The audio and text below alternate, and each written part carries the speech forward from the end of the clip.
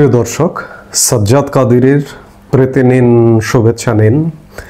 এই মুহূর্তে আপনাদের সামনে কথা বলতে এসে পাকিস্তানের পররাষ্ট্রমন্ত্রীর বাংলাদেশ সফর নিয়ে বর্তমান বাংলাদেশ সরকার এবং সরকারপন্থীরা এত উচ্ছ্বসিত কেন, এই প্রসঙ্গটি নিয়ে আপনাদের সামনে কথা বলবো।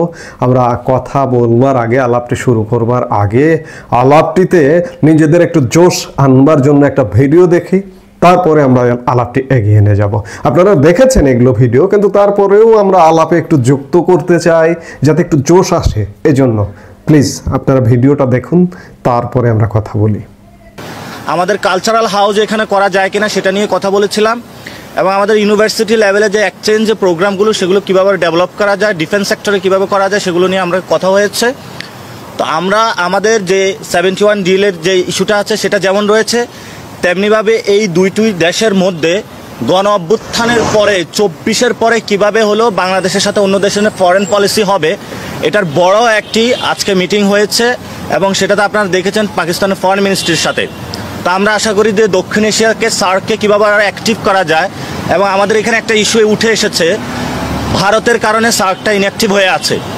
সো আমরা পাকিস্তানের সাথে এই বিষয়ে কথা হয়েছি। পাকিস্তানও অলসো দ্য নিউক্লিয়ার স্টেট, সেখানে পাকিস্তানেরও অনেক এই সাউথ এশিয়াতে প্রভাব রয়েছে।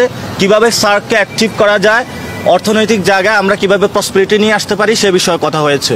ধন্যবাদ সকলকে। ৭১ ইস্যুতে ওনারা আপনাদের যে প্রেক্ষাপটে আপনারা যা বলেছেন সেটাতে কোনো জবাব দিয়েছে? কারণ এটা সম্পর্ক এগিয়ে নিয়ে যাওয়ার ক্ষেত্রে একটা প্রধান অন্তর। তারা তাদের পক্ষ থেকে যখন কথা বলবেন আপনারা তাদের কাছ থেকে বিস্তারিত জেনে নিন। মানে আপনারা আপনাদের মনোভাব তুলে ধরেছেন। আমরা তাদেরকে বলেছি ৭১ ইস্যুটা দ্রুত সলভ করা উচিত। তারা বলেছে তারা এটাতে অগ্রগামী এবং দে আর রেডি টু ডু ইট। আপনাদের কথাগুলো আপনারা বলেছেন, উনি কি বলেছেন? দে উইল প্রেস, তারা একটা প্রেস মিট করবেন। Thank you. Thank you. প্রিয় দর্শক, ভিডিওটা দেখলেন, এনসিপি নেতাদের বক্তব্য শুনলেন।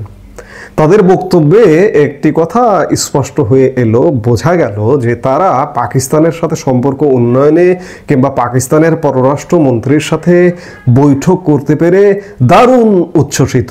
এই ভিডিওটা তার প্রমাণ। তারা ৭১-এর ডিলটা পর্যন্ত করে ফেলেছেন, বাংলাদেশের দায়িত্ব ইতিমধ্যে পেয়ে গেছেন। এই রাজনৈতিক দলটি কিন্তু এখনো বাংলাদেশের রাজনীতিতে নির্বাচন কমিশনে নিবন্ধিত নয়, অনিবন্ধিত একটি রাজনৈতিক দল আমাদের হর্তাকর্তা হয়ে গেছেন। এবং এরা পাকিস্তানপন্থী যে, এটি পরিষ্কার, এদের কথাবার্তায় পরিষ্কার। এবং গতকালকে পাকিস্তানের পররাষ্ট্রমন্ত্রী এবং একই সাথে দেখলে উপপ্রধানমন্ত্রীর দায়িত্বে আছেন এই ভদ্রলোক গতকালকে দুপুরে বাংলাদেশ সফরে এসছেন।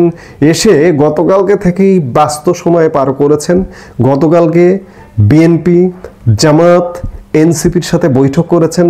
আজকে আমরা যে সময় ভিডিওটি নির্মাণ করছি ঠিক সেই সময় পররাষ্ট্র উপদেষ্টা যিনি আছেন মোহাম্মদ তৌহিদ হোসেনের সঙ্গে দ্বিপক্ষীয় বৈঠক করছেন। প্রথম আলো বলছে যে আজ রোববার বেলা 11টার দিকে রাজধানীর হোটেল সোনারগাঁওয়ে এই বৈঠক শুরু হয়।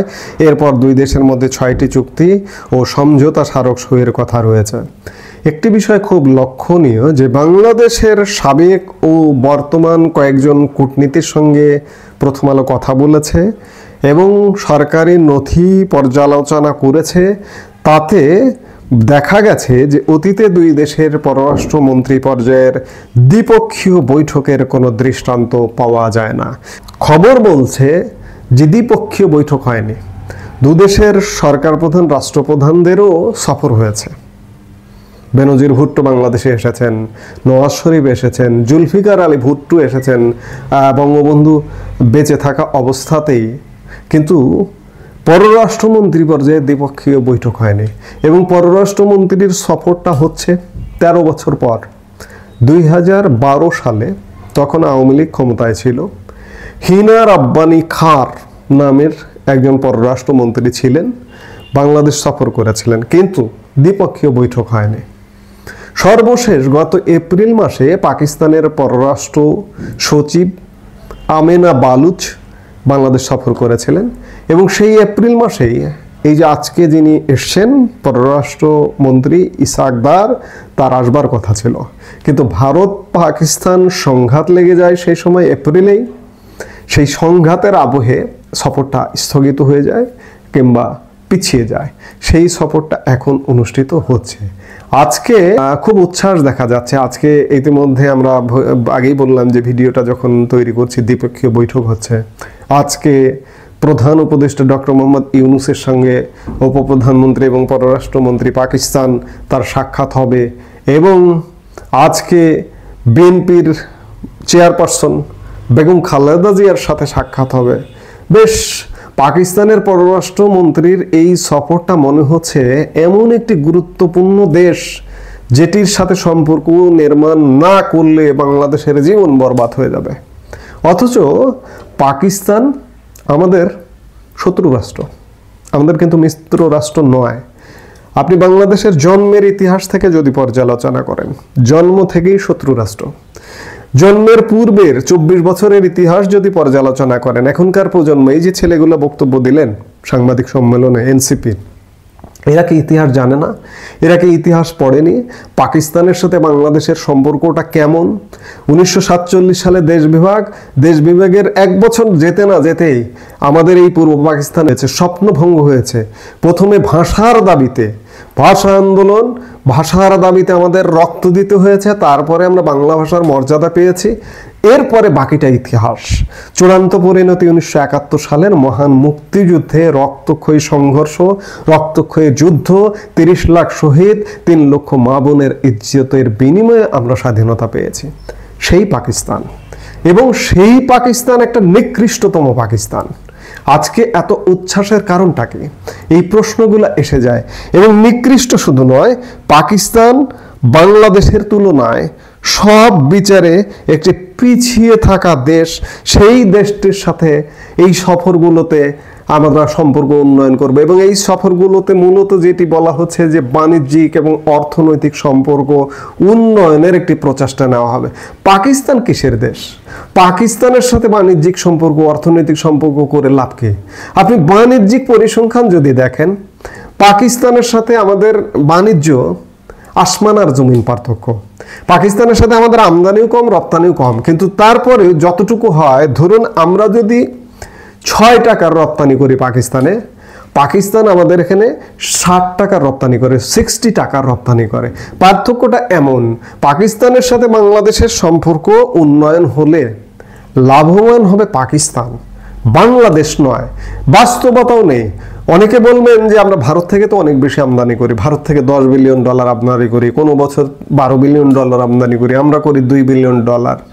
ভারত আর বাংলাদেশের সীমান্তটা চিন্তা করেন। যদি আমি বারবার ভারত বাংলাদেশের ম্যাপটা লক্ষ্য করতে বলি, সীমান্ত চিন্তা করেন যদি, তাহলে ভারতের যেহেতু সক্ষমতা আছে পণ্য সরবরাহের, পণ্য সরবরাহ না করলে আমাদের জীবন অনেক ক্ষেত্রে বিপর্যস্ত হয়ে যায়, পণ্যের দাম বেড়ে যায়। এই যে সাম্প্রতিক সময়ে দেখেন পেঁয়াজের আমদানি শুরু হয়েছে, পেঁয়াজের দামটা আকাশ ছুঁতে শুরু করেছিল।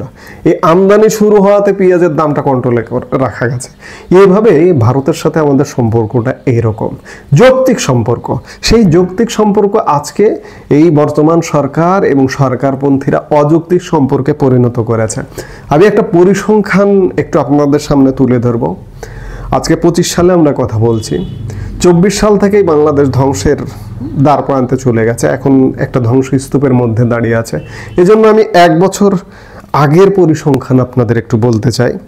2023 সালে, এটিও প্রথম আলোর একটি পরিসংখ্যান। প্রথম আলো পরিসংখ্যানটা দিয়েছে বাংলাদেশ ব্যাংক, বাংলাদেশ পরিসংখ্যান ব্যুরো, পাকিস্তান অর্থ মন্ত্রণালয় ও পাকিস্তান পরিসংখ্যান ব্যুরোর সূত্র থেকে নিয়ে প্রথম আলো 23 সালে একটি রিপোর্ট করেছিল। বাংলাদেশ পাকিস্তানের থেকে সব ক্ষেত্রে এগিয়ে, সেটি দেখিয়েছে। জিডিপির আকার বাংলাদেশের সাথে পাকিস্তানের পার্থক্য $460 বিলিয়ন। বাংলাদেশের জিডিপির আকার ছিল 2023 সালে, পাকিস্তানের ছিল $348 বিলিয়ন। বাংলাদেশের মাথাপিছু আয় ছিল $2793, পাকিস্তানের মাথাপিছু আয় ছিল $1543।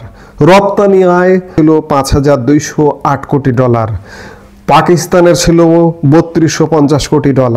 মূল্যস্ফীতি 8.78%, পাকিস্তানের মূল্যস্ফীতি ছিল 27%, বৈদেশিক মুদ্রার রিজার্ভ ছিল 3100 কোটি ডলার, আর পাকিস্তানের রিজার্ভ ছিল 545 কোটি ডলার মাত্র।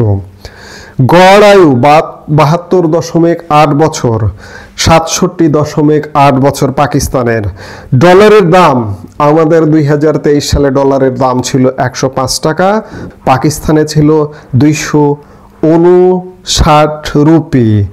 সাক্ষরতার হার বাংলাদেশে 75.2%, আর পাকিস্তানে ছিল 58%। এই হচ্ছে বাংলাদেশ এবং পাকিস্তানের পার্থক্য।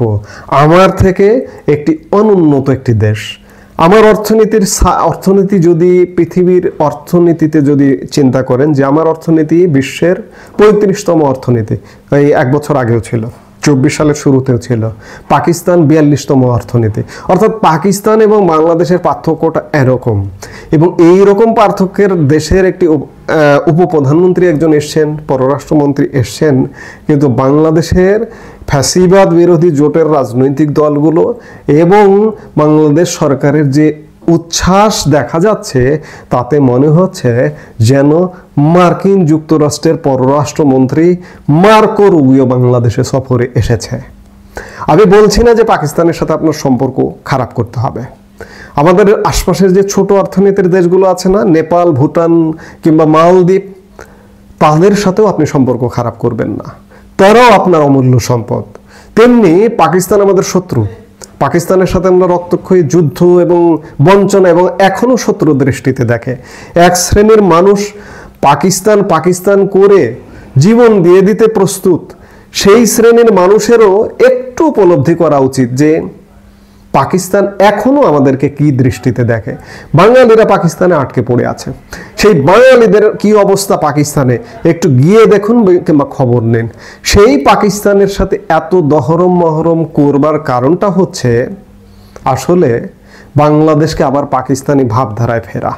এই যে আজকে যে এই সরকারটা পরিবর্তন হয়েছে, আওয়ামী লীগ সরকার পরিবর্তন হয়ে এই সরকারটি এসছে, এই সরকারটি আসবার পরে সাথে সাথে এই পররাষ্ট্রমন্ত্রী ইসহাক দারি এক বক্তব্যে বলেছিলেন পাকিস্তান তার হারানো ভাইকে খুঁজে পেয়েছে।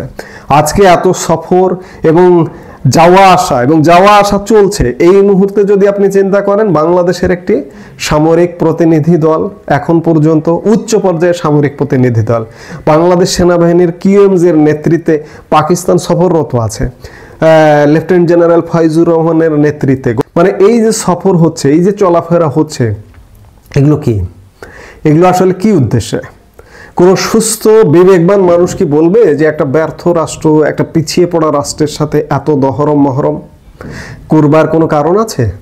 কোনো কারণ নেই, কিন্তু আমরা অযৌক্তিক একটা সম্পর্ক নির্মাণ করছি। অন্যদিকে যৌক্তিক সম্পর্ক যেখানে নির্মাণ করা দরকার ভারতের সাথে, এই যে একটা বছর হয়ে গেছে, ভারতের নিয়মিত একটি সফর ছাড়া, বিক্রম মিশ্রের একটা সফর ছাড়া, আর এই যে সম্প্রতি অনুষ্ঠিত হতে যাচ্ছে বিজিবি বিএসএফ এর যৌথ বৈঠক বাংলাদেশে অনুষ্ঠিত হচ্ছে, এই দুটো ছাড়া ভারতের সাথে সম্পর্ক উন্নয়নের কোনো লক্ষণ নাই। অথচ ভারত বাংলাদেশের স্বাধীনতার সহায়ক, ভারত বাংলাদেশের খাদ্যে সহায়ক, ভারত বাংলাদেশের বস্ত্রে সহায়ক, ভারত বাংলাদেশের নানা রকম অর্থনীতিতে সহায়ক। অর্থাৎ বাংলাদেশ সরকার এই মুহূর্তে এবং সরকারপন্থী যে রাজনৈতিক দলগুলো আছে, ফ্যাসিবাদ বিরোধী জোট, তারা আসলে উল্টো পথে হাঁটছে। কিন্তু বাংলাদেশের বেশিরভাগ সুস্থ মানুষ মনে হয় এটিকে সমর্থন করে না। এই যে এনসিপি যে বক্তব্য দিলে, এনসিপির বক্তব্যে সমর্থন করে না। জামাতও বাংলাদেশের স্বাধীনতা বিরোধী শক্তি, যদিও জামাতিরা ইতিমধ্যে আমাদের হুমকি ধামকি দেওয়াও শুরু করেছে, বা ভারতের সাথে সম্পর্ক উন্নয়নের ন্যূনতম কথা বললে আমাদেরকে এখন রয়ের এজেন্টও বলা হচ্ছে, বলবার চেষ্টা করা হচ্ছে। যেটাই হোক না কেন, আমরা সত্য কথা বলবো, সত্য কথা থেকে পিছু হটবো না। যতক্ষণ আমার কণ্ঠ চলবে ততক্ষণ আমি তো কথা বলবোই। যাই হোক, একটা অযৌক্তিক সম্পর্কের পথে বাংলাদেশ হাঁটছে, এবং শুধু তাই নয়, একটা বিপজ্জনক সম্পর্কের পথে বাংলাদেশ হাঁটছে। বাংলাদেশের বর্তমান সিস্টেম, এতে কোনো সন্দেহ নেই। এই মুহূর্তে এ পর্যন্ত। সবাই ভালো থাকুন, সুস্থ থাকুন। আমাদের ভিডিওগুলো নিয়মিত পেতে সাবস্ক্রাইব করুন Sajjad Kadir and the legends YouTube channel এবং লাইক কমেন্ট শেয়ার করে সাথে থাকুন।